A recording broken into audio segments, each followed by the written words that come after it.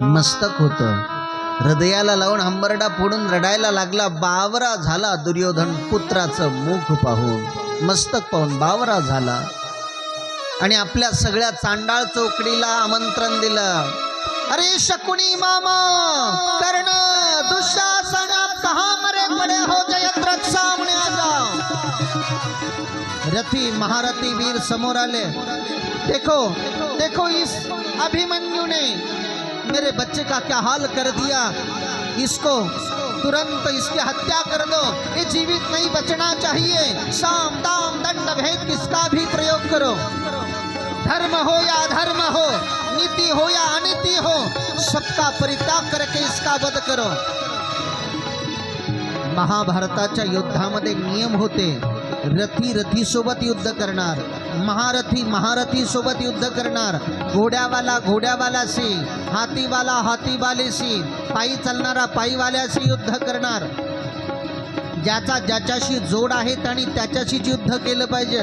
काही काही माणसं कोणासोबतही युद्ध करतात, कोणासोबतही भांडणं करायचे नाही, जोड पाहून भांडणं करायचे. महाभारताचे नियम होते, एकाने एकासोबतच करायचे, दोन लोकांनी एकासोबत भांडणं नाही करायचे.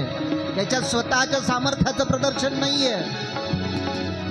आज 10 दिशाकडून 10 वीर एक चक्राची रचना करत अभिमन्यूला घेरा घालतात.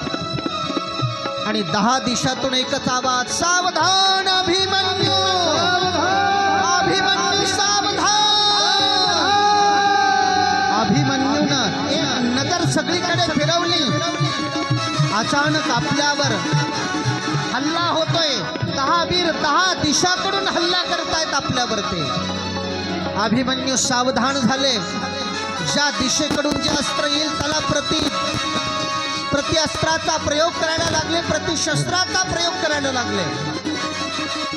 एक पोरग जेव्हा 10 दिशाकडून येणाऱ्या प्रत्येकाला तोड द्यायला लागलं, सर्वजण आश्चर्यचकित झाले. अरे ही युद्ध आहे, ही युद्ध कौशल्य आहे.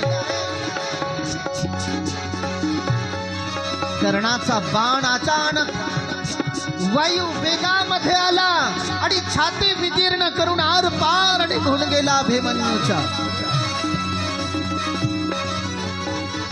शकुनी मामाची तलवार शरीराला कापून गेली. दुःशासनाची गदा मस्तकामध्ये मेंदू बाहेर काढून बसले. आणि बोलता बोलता पोरग धारातीर्थी खाली पडलं. धारातीर्थी